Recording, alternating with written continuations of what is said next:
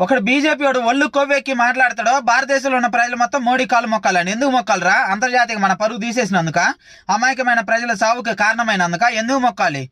మీరు ఫెయిల్ అయినందుకు మీ బీజేపీ వాళ్ళు ప్రతి భారతీయుడి కాళ్ళు మొక్కి క్షమాపణ చెప్పాలి. ఎందుకంటే మీ నిర్ణయాల వల్లే మీరు ఫెయిల్ అయ్యారు కాబట్టి.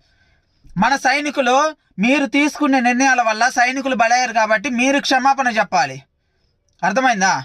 మీరు ఇంకా ఒళ్ళు కొవ్వెక్కి బయటకు వచ్చి మోడీ కాలు మొక్కాలని మాట్లాడతారు. మీరు పాకిస్తాన్ని అంతర్జాతీయంగా వంటని చేయలేకపోయారు.